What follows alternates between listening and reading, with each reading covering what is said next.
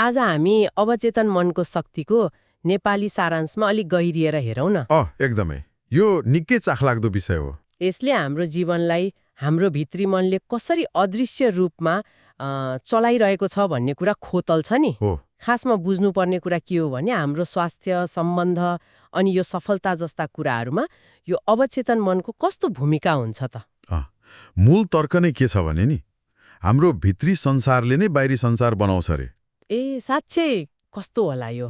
आउनुहोस् यसलाई अलि निहालौँ। एकदमै। स्रोतको मूल सन्देश नै यही हो क्या। जीवनमा जे जति हुन्छ नि त्यो बाहिरी परिस्थितिले मात्रै होइन, हाम्रो अवचेतन मनमा गहिरोसँग बसेका विश्वासहरू, भावनाहरू अनि सोचका ढाँचाहरू हो तिनले धेरै हदसम्म निर्धारण गर्छन्।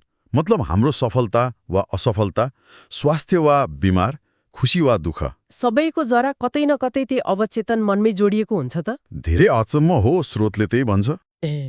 अनि यो अवचेतन मनलाई एउटा ठूलो स्मृति भण्डार जस्तो पनि भनिएको छ होइन त, जहाँ हाम्रा सबै अनुभव, सिकाइ, डर, विश्वास हो सबै जम्मा भएर बसेको हुन्छ। त्यही जम्मा हुन्छन्। तर त्यो भण्डार त्यत्तिकै बसेको चाहिँ हुँदैन, निष्क्रिय छैन। कसरी?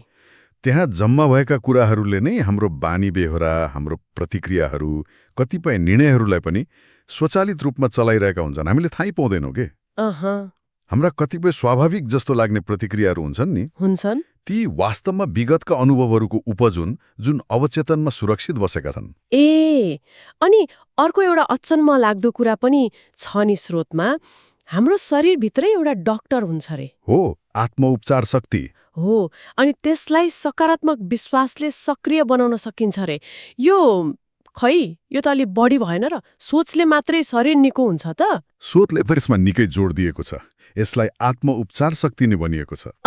जब हामी सकारात्मक विश्वास र भावना जस्तै म स्वस्थ छु, म पूर्ण छु भन्ने भावमा केन्द्रित हुन्छौँ, त्यसबेला अवचेतन मनले शरीरको जुन प्राकृतिक उपचार क्षमता छ त्यसलाई बल दिन्छ भन्ने तर्क हो। यसले के देखाउँछ भने हाम्रो मानसिक अवस्था र शारीरिक स्वास्थ्य बीच कति गहिरो सम्बन्ध रहेछ भन्ने कुरा। साँच्चै गहिरो। अनि यो भिजुअलाइजेसनको कुरा आयो नि, मानसिक चित्रण, मलाई सधैँ लाग्छ के यो साँच्चै काम गर्छ? आँखा चिम्लेर सोचेकै भरमा केही हुन्छ र? खै, यसको पछाडिको तर्क कस्तो छ भने नि हाम्रो अवचेतन मनले वास्तविक अनुभव र गहिरो कल्पना बीच खासै भेद छुट्याउन सक्दैन रे क्या। हो र? हो। जब हामी आफूले चाहेको परिणाम जस्तो सफलता वा स्वास्थ्य त्यसलाई एकदम स्पष्ट रूपमा कल्पना गर्छौं र त्यससँग जोडिएको सकारात्मक भावना पनि महसुस गर्छौं, हो तब अवचेतनले त्यसलाई वास्तविकता मान्न थाल्छ रे अनि त्यतैतिर हामीलाई डोर्याउने बाटो खोज्न थाल्छ।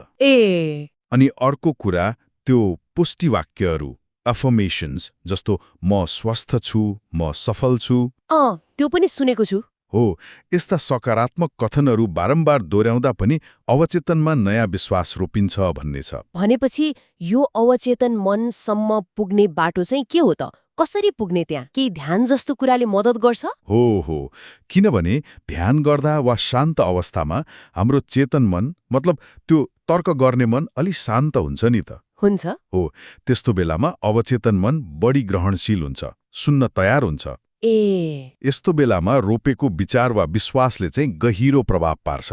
तर यहाँ मुख्य कुरा विश्वास नै हो है। विश्वास? गहिरो विश्वास। शङ्का वा डरका साथ गरेको अभ्यासले काम नगर्न सक्छ।